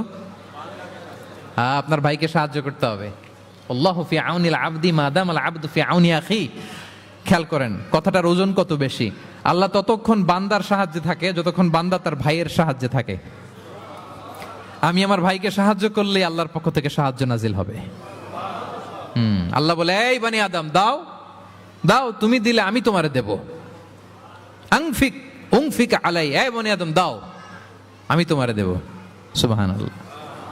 আমরা অন্যরে দিতে চাই না, কিন্তু ওনার কাছ থেকে চাই। তাহলে আল্লাহর সাহায্য পাওয়ার প্রথম শর্ত হচ্ছে মানুষকে সাহায্য করা। কি বলেন?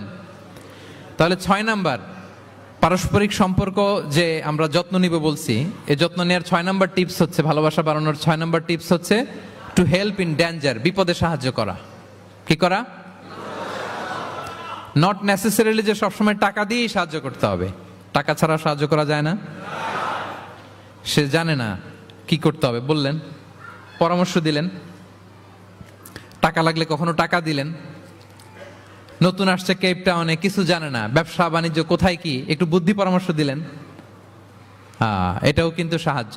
যার যেভাবে সাহায্যের প্রয়োজন, যদি আপনি আপনার ভাইয়ের সাহায্যে থাকেন, আসমান থেকে আল্লাহর সাহায্য পাবেন। বিষ্ণু ইসলাম নবী হওয়ার আগে ওনার 5টা স্পেশাল কোয়ালিটি ছিল। কয়টা? এর মধ্যে 2টা এই পয়েন্টের সাথে যায়। সেটা হচ্ছে, আর এটা বলছে ওনার খোদ স্ত্রী, প্রথম স্ত্রী, বিষ্ণুর প্রথম স্ত্রীর নাম খাদিজাতুল কুবরা তাহেরা রাদিয়াল্লাহু তাআলা আনহা। কারো ব্যাপারে যদি সঠিক তথ্য জানতে চান, তার ওয়াইফকে নক করবেন, মানে তার স্ত্রীর কাছ থেকে রিপোর্ট নেবেন, আসলটা পেয়ে যাবেন। কয়েকটা জায়গায় নক করলে পাওয়া যায়। বড় সাহেবের তথ্য যদি জানতে চান, বড় সাহেবের দারোয়ানকে জিজ্ঞেস করেন, বড় সাহেবের ড্রাইভারকে জিজ্ঞেস করেন, বড় সাহেবের ঘরের কাজের বুয়াকে জিজ্ঞেস করেন, আর বড় সাহেবের বিবিকে জিজ্ঞেস করেন। এই 4 জনকে জিজ্ঞেস করলেই বড় সাহেবের গোমর আসল তথ্য এদের কাছ থেকে পাওয়া যাবে। বিষ্ণু ইসলামের স্ত্রী আম্মাজান খাদিজা বলেন, বিষ্ণু ইসলামের 5টা গুণ ছিল। নবী হওয়ার আগেই। এর মধ্যে একটা হচ্ছে ওয়া তাহমিলুল কাল্লা, তিনি মানুষের বোঝা বইয়ে দিতেন। সুবহানাল্লাহ পড়বেন না? একজন লাকড়ি নিয়ে যাচ্ছে, ভারী, পিঠ কুঁজো হয়ে যাচ্ছে ব্যথায়, বিশ্বনবী নিজের কাঁধে নিয়ে ওটা বহন করে দিতেন। ওয়া তাকসিবুল মা'দুমা, অন্যের জন্য উপার্জন করতেন, নিজে ছাগল চড়ায় ওই টাকাগুলো যারা খেতে পায় না তাদের হাতে তুলে দিতেন। মা বা'আসাল্লাহু নাবিয়্যান ইল্লা রাআল গানাম, পৃথিবীতে এমন কোন নবী নাই যে নবীরা ছাগল চড়ায় নাই। সাহাবারা বললেন ওয়া আনতা ইয়া রাসূলুল্লাহ, হে নবী আপনিও? বিষ্ণু বললেন কুনতু আরআহা লিকারারিত লিআহলি মক্কা, আমি অল্প কিছু কিরাত মানে অল্প কিছু পয়সার বিনিময়ে মক্কার লোকদের ছাগল চড়ায় দিতাম। He started his first career as a shepherd, রাখাল হিসেবে ক্যারিয়ার শুরু করছিলেন, ইনকামের রাস্তা। আর আমরা কাজ ভাগাভাগি করে, এটা ছোট কাজ, এটা করব না, ওইটা করব না। বিষ্ণু ইসলাম ছাগল চড়াতেন মরুভূমিতে, এবং এই উপার্জিত টাকাটা সুবিধা বঞ্চিত মানুষের হাতে তুলে দিতেন। চিন্তা করেন কি মানসিকতা ছিল বিশ্বনবীর। তাহলে আপনি যদি কারোর সাথে হৃদ্যতা বাড়াতে চান, বিপদে এগিয়ে আসবেন, সাহায্য করবেন। তাহলে 6 নাম্বার হচ্ছে টু হেল্প ইন ডেঞ্জার, কেউ বিপদে পড়লে তার to extend hour helping hand to others, আমরা সাহায্যের হাত বাড়িয়ে দিব। পারা যাবে তো ইনশাআল্লাহ? কয়টা গেল? 7 নাম্বার হচ্ছে ভিজিটিং সিক, অসুস্থ ব্যক্তিকে ভিজিট করা। এটা অনেক বড় সওয়াবের কাজ, এবং এতে আপনার হৃদ্যতা বাড়বে, ওই লোক আপনাকে মনে রাখবে। বিষ্ণু ইসলাম উনি সকালবেলা রেগুলারলি 2টা কাজ করতেন। এক হচ্ছে মদিনার বাজার ভিজিট করতে যেতেন রাফলি 10টা সাড়ে 10টার দিকে, আর ওই টাইমে উনি মদিনায় যদি কেউ অসুস্থ থাকতো তার বাসায় ভিজিট করতে যেতেন। আপনারা অসুস্থকে দেখতে জানতো না? যাবেন। বিষ্ণু ইসলাম কোনো অসুস্থের কাছে গেলে তার মাথায় হাত দিয়ে দোয়া পড়তেন। তিনি পড়তেন আল্লাহ আযহিবিন নাস, আল্লাহুম্মা রাব্বান নাস আযহিবিল বাস, ইশফি আনতা শাফি, লা শিফা ইল্লা শিফাউক, শিফাআন লা ইগাদিরু সাকমা। রোগীর মাথায় হাত দিয়ে তিনি বলতেন, হে মানুষের রব, তার রোগ তার কষ্ট দূর করেন, তাকে শিফা নসিব করেন, এমন শিফা দেন যে শিফার পরে আর সে রোগাক্রান্ত হবে না। বিষ্ণু ইসলামের এক খাদেম ছিল মদিনায়, ছোট্ট বালক, কিন্তু ধর্মে ইহুদি, ধর্মে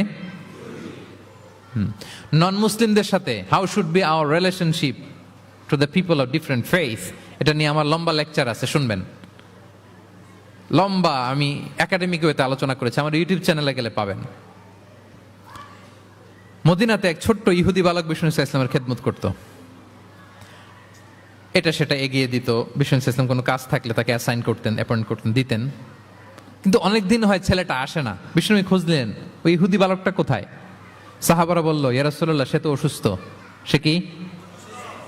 সে তো অসুস্থ। সেই বুখারীর বর্ণনা শুনেই বিষ্ণু ইসলাম তার বাড়িতে গেলেন। কার বাড়িতে? ইহুদির বাড়ি। আমরা মনে করছি শুধু মুসলিম অসুস্থ হইলেই বোধহয় দেখতে যাইতে হবে, এরকম আমরা ধারণা করে নিছি। না, অসুস্থ হলে সেবা শুশ্রূষা করা, দেখতে যাওয়া, এটা মুসলিম অমুসলিমের সাথে সম্পর্ক না।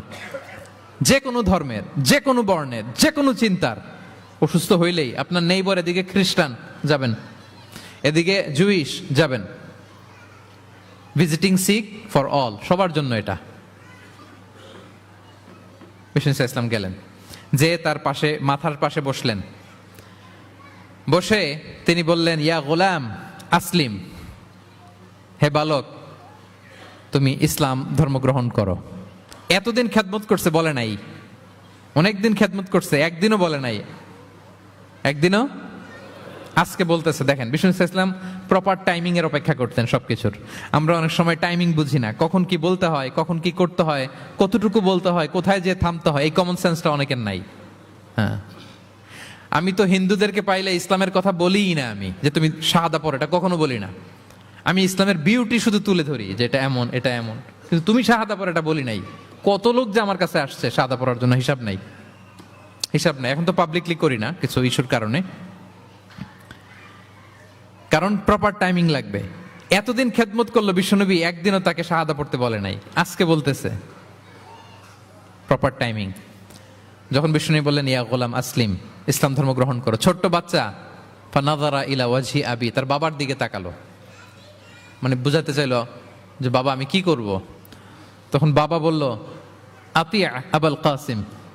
বিশ্বনবীর উপাধি ছিল আবুল কাসেম, বড় ছেলের নাম কাসেম, তো ছোটবেলায় মারা গেছে। বাবা বলল আবুল কাসেম যা বলে তাই শোনো, কারণ এতদিনে ছেলের কাছ থেকে রিপোর্ট নিয়ে বুঝে গেছে তো এটা কে, এটা যে রাহমাতাল লিল আলামিন, এটা যে বিশ্বনবী, এটা যে দ্য লাস্ট মেসেঞ্জার, এটা বাবা মিলাই ফেলছে। বাবা বলে আতিয়া আবুল কাসেম, আবুল কাসেমের অনুসরণ করো। বিষ্ণু বললেন পড়ো আশহাদু আল্লাহ ইলাহা ইল্লাল্লাহ ওয়া আশহাদু আন্না মুহাম্মাদান আবদুহু ওয়া রাসূলুহু। ছোট্ট বাচ্চারা পড়তে আরম্ভ করলো আশহাদু আল্লাহ ইলাহা ইল্লাল্লাহ ওয়া আশহাদু আন্না মুহাম্মাদান আবদুহু ওয়া রাসূলুহু। মৃত্যুর আগে সে শাহাদা পড়ে ফেললো।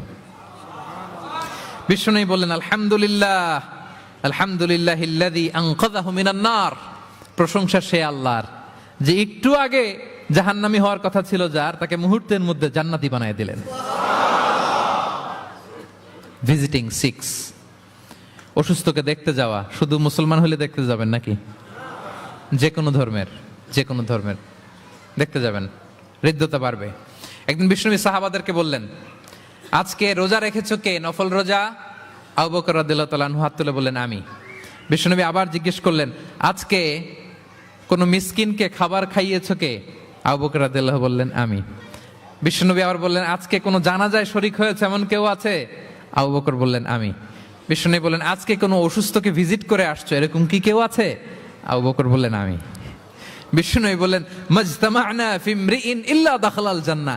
এতগুলো গুণ যদি একটা ব্যক্তির মধ্যে থাকে ওই ব্যক্তি তো জান্নাতি না হয়ে পারে না। ভিজিটিং সিক, অসুস্থকে দেখতে যাওয়া, যদি এটা করেন তাহলে আপনাদের পারস্পরিক হৃদ্যতা ভালোবাসা বাড়বে। এবং এটা জাতি ধর্ম বর্ণ নির্বিশেষে যে কোনো লোক অসুস্থ হলে আমরা ভিজিট করতে পারি। যাবেন, কিছু গিফট নিয়ে যাবেন, কমলা নিয়ে যাবেন।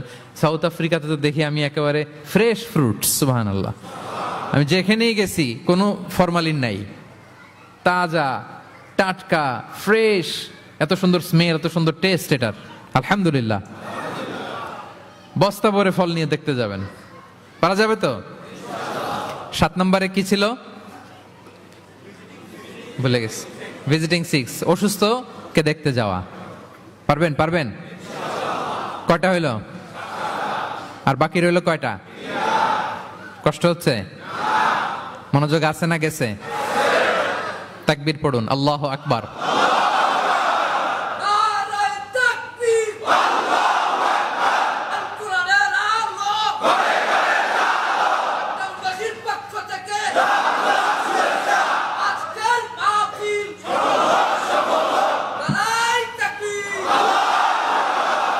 মাশাআল্লাহ তাবারাকাল্লাহ। কয়টা বললাম? 8 নাম্বার হচ্ছে এক্সচেঞ্জিং গিফট, উপহার দেয়া, গিফট দেওয়া। কি দেওয়া? নট নেসেসারি যে দামি কিছু দিতে হবে, নট নেসেসারি দামে দিতে হবে। ছোট্ট জিনিস দেন, একটা কলম দেন, কি দিবেন? কলম দেন। একটা ছোট বই দেন, একটা মেসওয়াক দেন, একটা টুপি দেন, আপনার সাধ্যে যা কুলায় দেন, গিফট করেন।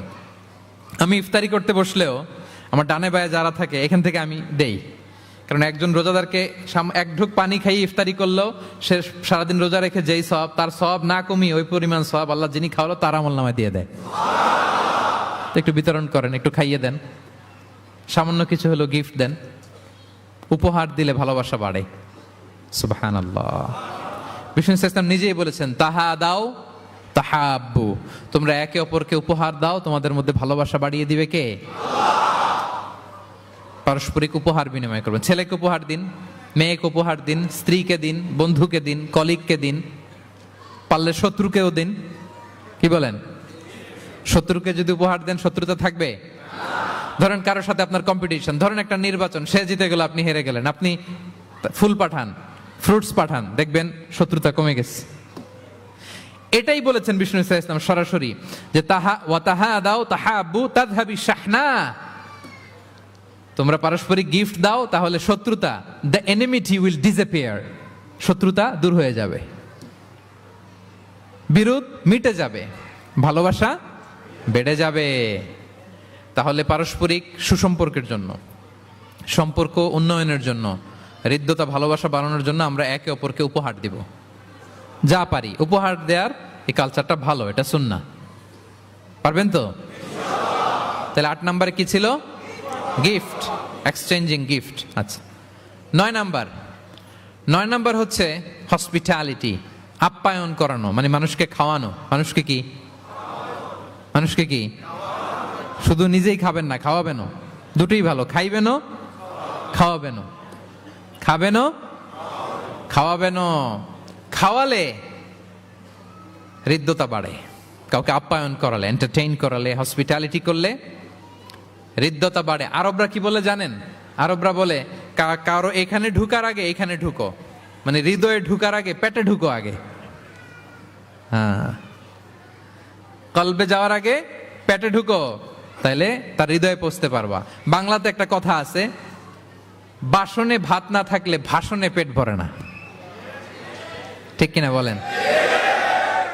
বাসনে ভাত না থাকলে ভাষণে পেট ভরে না, পেটে খেলে পিঠে সয়। এজন্য আপ্যায়ন করানো, খাওয়ানো, এটা এমন একটা টেকনিক, আপনি কাউকে আপ্যায়ন করালে মুহূর্তেই তার মনটা, হৃদয়টা আপনার দিকে ঝুঁকে যাবে। সুবহানাল্লাহ পড়েন। বিষ্ণু সাল্লাল্লাহু আলাইহি ওয়াসাল্লাম বলেন, মান কানা ইউমিনু বিল্লাহি ওয়াল ইয়াউমিল আখিরি ফালইউকরিম দাইফা। যে আল্লাহ বিশ্বাস করে এবং আখিরাতে বিশ্বাস করে, সে যেন তার মেহমানকে সম্মান করে। হ্যাঁ, মেহমান আপ্যায়ন করা সুন্নাহ, এটা সুন্নাহ। সে যেন মেহমানকে আপ্যায়ন করে, সম্মান করে। অনেকে মেহমান আসলে অখুশি হয়, বাসায় মেহমান আসছে, হায় রে কত ঝামেলা, আমাদের রিজিক নিয়ে টানাটানি। সে ভাবে যে তার রিজিকে ভাগ বসাতে মেহমান আসছে। আসলে না, মেহমান আল্লাহর পক্ষ থেকে মেহমানের রিজিক নিয়েই আপনার কাছে আসছে। সে আসার ফলে আপনাদের রিজিকে বরকত হয়ে গিয়েছে। সে আপনার রিজিকে ভাগ বসাতে আসে নাই, তার রিজিক নিয়েই সে আসছে। তার উসিলায় আপনার রিজিক বাড়াই দিবে কে? বিষ্ণু ইসলাম মক্কা থেকে যখন মদিনায় হিজরত করলেন, আপনারা কি ওঠা বসা করতেছেন দু একজন? হ্যাঁ, ঠিক আছে, আমার দিকে তাকান, আওয়াজ হবে না, আমার দিকে তাকান। গুরুত্বপূর্ণ একটা হাদিস শোনেন। আব্দুল্লাহ ইবনে সালাম রাদিয়াল্লাহু তাআলা আনহু আগে ছিলেন ইহুদি পণ্ডিত, পরে শাহাদা পড়ে মুসলিম হয়েছেন। তিনি বর্ণনা করেন, বিষ্ণু ইসলাম মক্কা থেকে যখন মদিনায় আসলেন, এসেই 4 দফা কর্মসূচি ঘোষণা করলেন। আওয়াজ করে বলতে হবে, কয় দফা? 4 দফা কর্মসূচি ঘোষণা করলেন। আসলেন আবু বকর রাদিয়াল্লাহু তাআলা আনহুকে নিয়ে।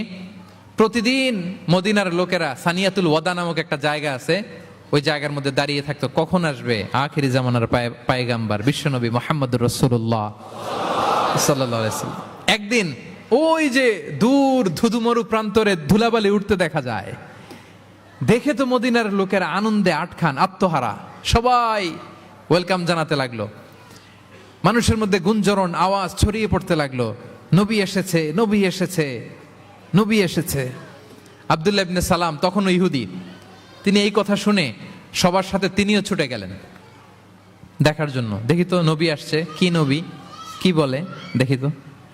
তিনি বললেন, আমি ভিড় ঠেলে গেলাম, দেখলাম 2টা ওটে করে 2 জন, একটাতে আবু বকর, একটাতে বিশ্বনবী। বিশ্বনবীকে একটা নজর দেখার জন্য মদিনার লোকেরা পাগল হয়ে তার চারদিকে ক্রাউড করছিল, ভিড় করছিল, বিশ্বনবীর কাছে ঘেঁষার জন্য, মোবারক চেহারাটা একটা নজর দেখার জন্য। আব্দুল্লাহ ইবনে সালাম বলেন, আমিও মানুষ ঠেলে, ধুলাবালি উঠতেছে শুধু, দেখতে পাই না, মানুষ ঠেলে একবার তার দিকে তাকালাম। যখন আমি তার দিকে নজর করলাম, ফালাম্মা নাযারতু ফাআরাফতু আন্না ওয়াজহাহু লাইসা বিওয়াজহিন কাযযাব, আমি তার চেহারা দেখে বুঝতে পারলাম এ চেহারা কোনো মিথ্যাবাদীর চেহারা হতে পারে না। আল্লাহ, না জানি কত নুরানি ছিল বিশ্বনবীর চেহারা। বিশ্বনবীর কথা তো অনেক পরে, অনেকে চেহারা দেখেই শাহাদা পড়ে মুসলমান হয়েছে। একটা নূরের জ্যোতি বিশ্বনবীর চেহারা মোবারক থেকে সবসময় স্পার্ক করত। আল্লাহু আকবার। হেরা হতে হেলে দুলে নুরানি তনু ওকে আসে হায়, সারা দুনিয়ার হেরে মেরে পর্দা খুলে খুলে যাই সে যে আমার কমলিওয়ালা, কমলিওয়ালা সে যে আমার কামলিওয়ালা কামলিওয়ালা। তার ভাবে বিভোল রাঙা পায়ের তলে, পর্বত জঙ্গম টল মল টলে। তার ভাবে বিভোল রাঙা পায়ের তলে, পর্বত জঙ্গম টল মল টলে। খুরমা খেজুর বাদাম জাফরানি ফুল ঝরে ঝরে যায়, সে যে আমার কামলিওয়ালা কামলিওয়ালা। সে যে আমার হেরা হতে হেলে দুলে, নুরানি তনু ওকে আসে হায়। সারা দুনিয়ার হেরে মেরে পর্দা খুলে খুলে যাই, সে যে আমার কামলিওয়ালা কামলিওয়ালা। সে যে আমার কামলিওয়ালা কামলিওয়ালা। আল্লাহু আকবার পড়েন। ফালাম্মা নাযারতু ইলা ওয়াজহিহি আরাফতু আন্না ওয়াজহাহু লাইসা বিওয়াজহিন কাযাব। আব্দুল্লাহ ইবনে সালাম বলেন, মানুষের ভিড় ঠেলে আমি যখন বিশ্বনবীর চেহারাটা দেখলাম, আমার মন বলে দিল এ চেহারা কোনো মিথ্যাবাদীর চেহারা হতে পারে। বিশ্বনবী মানুষের ভিড় দেখে ছোট্ট একটা ভাষণ দিলেন। তিনি বললেন, আইয়ুহান্নাস, ওহে মানব সকল। 4 দফা কর্মসূচির ঘোষণা। তিনি বললেন, আইয়ুহান্নাস আফশুস সালাম, বেশি বেশি সালাম দাও। ও আতঈমুত তাআম, বেশি বেশি মানুষকে খাবার খাওয়াও। ওয়াসিলুল আরহাম, আত্মীয়তার বন্ধনকে অটুট রাখো। ওয়াসাল্লু বিল লাইলি ওয়ান নাসু নিয়াম, মানুষ যখন ঘুমিয়ে থাকে রাত জেগে সালাত পড়ো।